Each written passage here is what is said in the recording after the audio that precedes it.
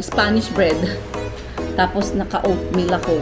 Oatmeal na chocolate ang flavor.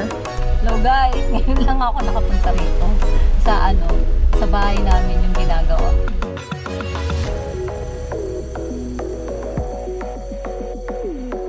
Hi, good morning guys. Good morning. Ano na dito ang oras pa? 10 o'clock na in the morning here. September 8. Kahapon hindi na naman ako nakapag-video kasi nung umalis kami, pumunta kami ng ano po yung ginawa namin kahapon? Pinaayos namin yung car. Merong pinapalitan yung brake pad. Yung brake pad pinapalitan na namin kasi parang medyo hindi okay yung yung dating, yung original niya na Ford na brake pad. Tapos nagpa-alignment kami. Teka, tingnan ko muna yung sinasain ko, parang nasusunog na. Yung nagpa-alignment kami ng car kasi pinag-switch namin yung gulong sa harap nilipat sa likod para daw sabi ng mister ko para daw magpantay daw yung ng alam mo yung pag na-upod siya pantay yung pagkakaano ng gulong hindi yung sa likod lang yung upod na upod. Pagkatapos nagawa yung sasakyan, share ko lang sa inyo guys, pumunta kami ng SM na grocery tapos binili yung ibang kailangan. Wala kaming extension cord, bumili kami ng extension cord kasi yung microwave namin hindi kasya yung hindi kasya yung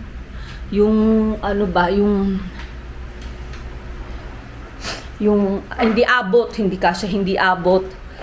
Teka lang nga guys, pakita ko sa inyo. Yan, ito. Pinadala ko na yung microwave namin tsaka yung oven toaster namin. Meron silang kalan dito pero ayun namin gamitin. So yun, hindi nga siya abot. Bumila akong extension cord hanggang dito. Kasi dito ko naman siya ilalagay. Parang pwede rin naman dito. But ganun din yung malayo yung nung lalagyanan ng plato. Dito na lang siguro. Tingnan natin tapos ito, dinala pa rin namin yung gas range namin.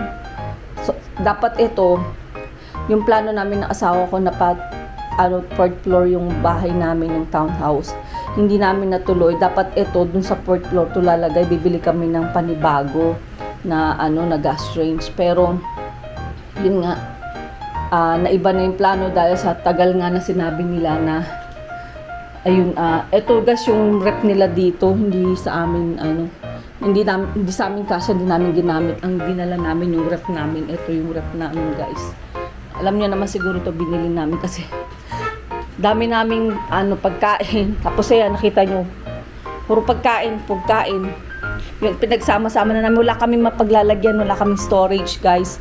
Kaya nagpapalagay ako ng storage para sa food. Yung mga stock na food, nagpapalagay ako.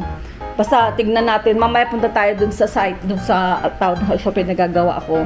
Hopefully, yun nga, lagi ko sinasabi, sana by December makalipat na kami para syempre yung Christmas naman namin maganda at saka mapagsabay ko na rin yung renovation.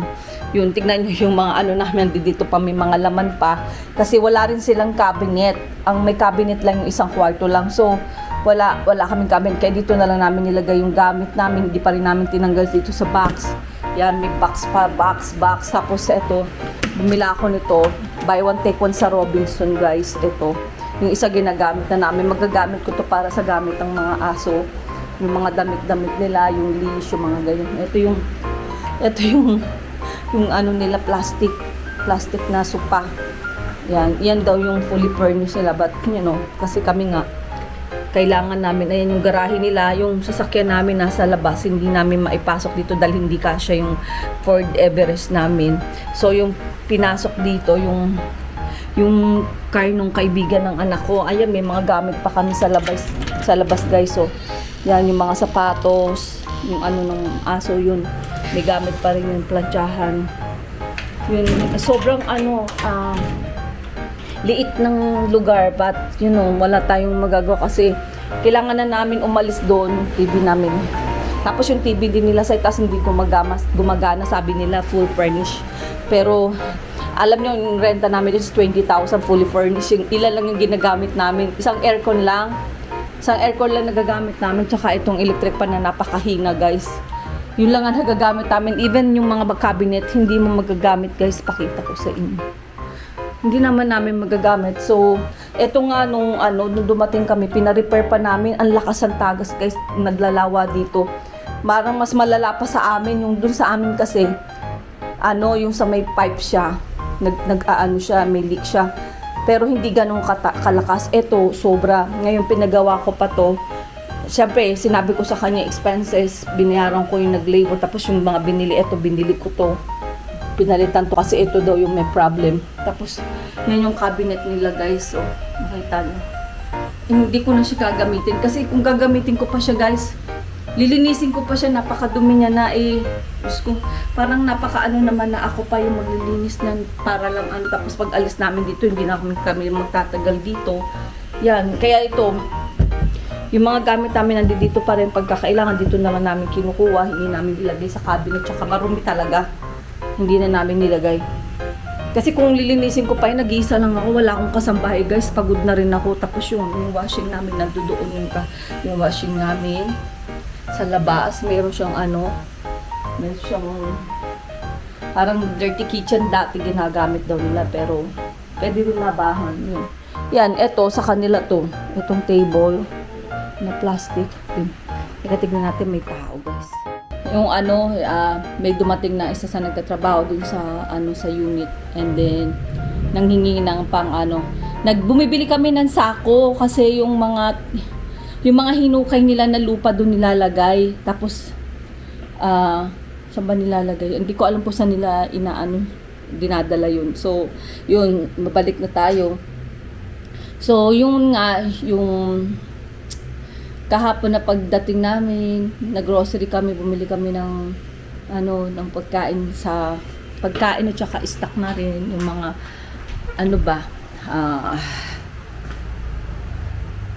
pakita ko ulit sa inyo yung yung aming rep. Yan. Bumili ng pagkain kasi hindi ako makapunta sa palengke, hindi katulad noon na kasama ko yung asawa ko. Pag namalengke kami, maramihan. So marami pa naman kaming isda. Yan. Pagkain. Mga leftover, yun ang laman ng namin, ng rep namin, gulay, tsaka fruits. Yun, ayan. Kita nyo yung lamesa namin. Ang daming kalat. Masyadong magulo. Dalawang lamesa yan, dalawang table, isa, dalawa. Dito kami kumakain. Tapos yun, papunta sa itaas, may isang aircon. Eto, mga gamit ng mga alaga namin, nandito na lang. Pagkain nila, yung mga things. Tapos yan, yung mga pang softener sa panlaba. Dito sa kanila din to. Yan, yung shelf na to. Yan. Yan guys, tapos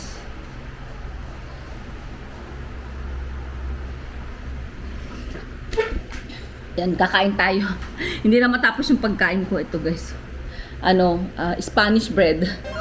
Tapos naka-oatmeal ako. Oatmeal na chocolate ang flavor. Yun, yun nga, sabi ko nga, hopefully sana by December matapos na yung yung townhouse namin. Tapos makalipat kami doon sana, kahit kahit Pasko man lang kami, New Year doon, or else New Year, makapag New Year man lang kami doon. Either doon sa Pasko o bagong taon. And yun, mamaya punta tayo doon uli. Pakita ko sa inyo kung ano na yung mga nagawa, nakapag-ukay na sila, tapos nakaano na rin yung abang nila para sa yung para gagawing na poste. Ang gagawin na poste doon is 3. Matitibay yung ginamit niya. Kaya nung first na bumili ako ng materialis guys, share ko sa inyo, nagulat ako kasi ang laki ng binayaran ko is 85,000 yung materialis sa binayaran ko. Yun yung first na order ko na materialis. So nung nakita nga nung anak ko, pumunta siya dun sa site, nakita niya, sabi niya, wow mami, kaya pala ganun kalaki yung yung binayaran mo. Ang lalaki nung alam niyo, ganyan kalalaki yung yung bakal na binili, malalaki siya, tsaka matataba. Tapos yun nga, Sa bagay, hindi lang din naman yun nanggagastos. But, yun nga, nagtaka ko, ba't parang unti lang in-order namin ng mahal ng biniyaran ko. So, dun pa lang na-realize ko na talagang, ang materialis talaga ngayon, unlike before na, parang 10 years ago, kasi 10 years ago, nagpa-renovate ako doon, nagpalagay ako ng extension sa likod, pinalagyan ko ng, itaas yung labahan na may laundry space namin doon sa likod.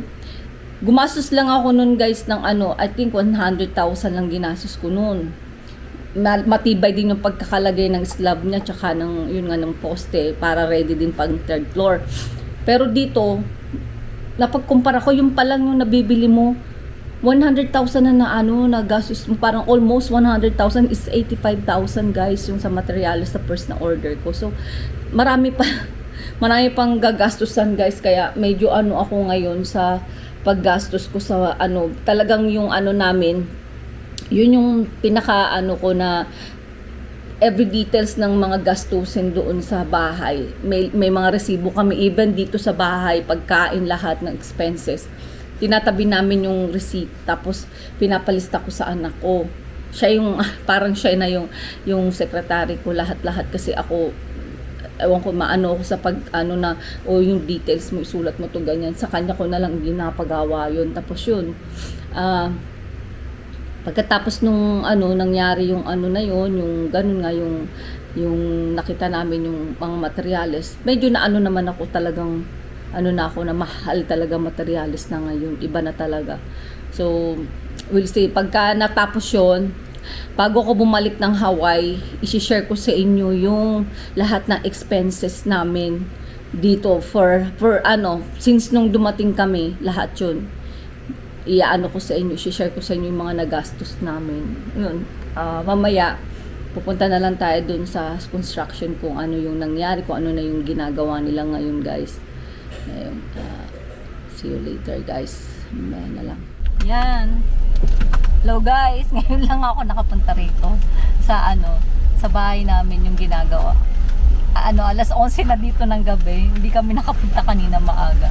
Pakita ko lang sa inyo kung ano yung nagawa sa loob. Yan. Punta tayo sa loob guys. Madilim, nasa car kami. Yan.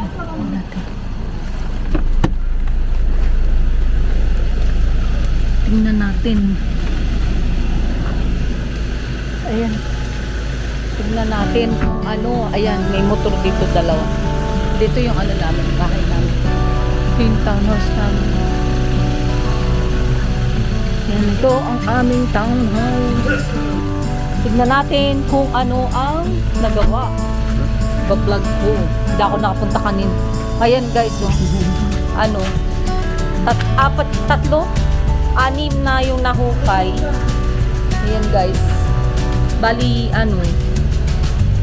anim yung magiging poste na ilalagay. Yan, mga ilan nila na. May dalawa na nakabang, babaw na ang buo.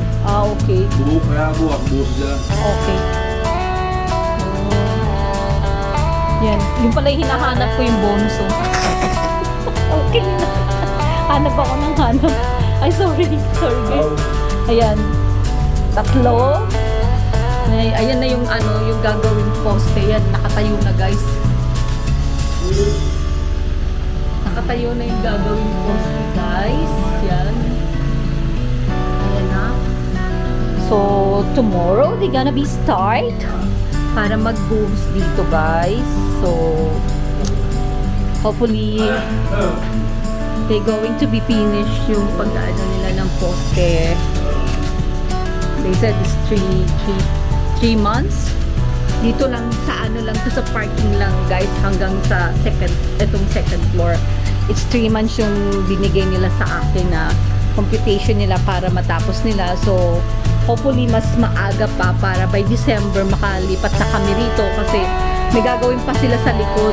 So maraming renovation yung gagawin para maging maayos ang lahat. Maraming papalitan yung mga tiles at saka pinto at saka yung bintana tatanggalin, papalitan. So maglalagay tayo ng aircon dito na split air sa baba, tapos sa taas yung magiging playground ng aking mga babies, yung mga dogs ko. sa itaas, playground nila. Kasi hindi sila nakakalakad sa labas. Ayoko silang lakad dahil maraming yung mga aso sa labas ba na ano, yung alam nyo na yon, mga streets dog na baka maano sila, mavirus. Yan, ito yung ano namin, ito yung itsura. Yung sa kabila, ito yung ano, I think doon, bali anim na poste, ano, na ano na natayo na nila yung ginawa nila. Kaya pala ang mahal nung binayaran ng unang order namin kasi yung ginamit nila na ano na bakal, ang lalaki. Kasi nire-ready nga to para sa third floor. Kasi plan talaga namin na ipa third floor sa at saka hanggang fourth floor, but yun nga walang kaming time kasi ang binigay sa amin nung architect na kausap namin is 1 year and 8 months. So I cannot stay here for a long time kasi yun may work din ako. So yun, bali ginawa na lang namin, extend na lang namin to. Pagbalik na lang namin sa retirement namin after 3 or 4 years siguro, yun pagagawa namin yung ano, yung third floor at saka yung fourth floor. Kasi actually yung fourth floor namin yun yung magiging rooftop. So we'll see kung anong dapat kasi nga mag-apply kami ng building permit. So hindi na namin ginawa yung building permit mag-apply sa City Hall kasi nga hindi namin magagawa yun dahil ang tagal ng ng trabaho. Hindi ako pwede mag-stay na matagal. So ayan guys, magiging second floor na rin to sa garahe. Kasi plan ko sana pag paayos ko lang yung bubong, but sayang naman kung pasisimento ko na siya, hindi ko pa gawin na second floor, di ba guys, yun. Para din less yung time ba na na ikukonsumo ko dito, lubos-lubosin na natin para matapos siya lahat. Dito sa harapan gagawin, pati sa likod namin gagawin yung mga kwarto. Palalakihin namin yung kwarto sa likod, extend namin yung dating laundry namin sa likod, i-extend namin dun yung kwarto namin para tignan natin kung maganda yung plano kasi na ginawa. Yan ay itsura ng bahay namin. Sorry. Tulog na yata si Ivan. Ayan. Para na siyang basura. Ayan. Natin sa taas. Ito yung taas namin, guys. Yan, tignan nyo yung pintura na tatanggal na. Papapalitan ko to. Talaga, ayan, pangit na. Lahat pintura, lahat. Pati yung kesa may papalitan siya.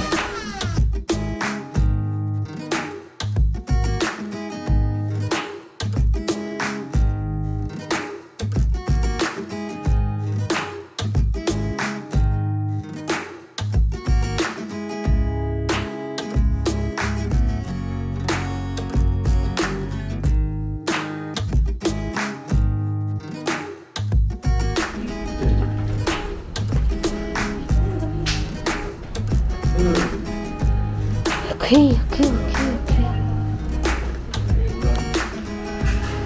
Hi guys.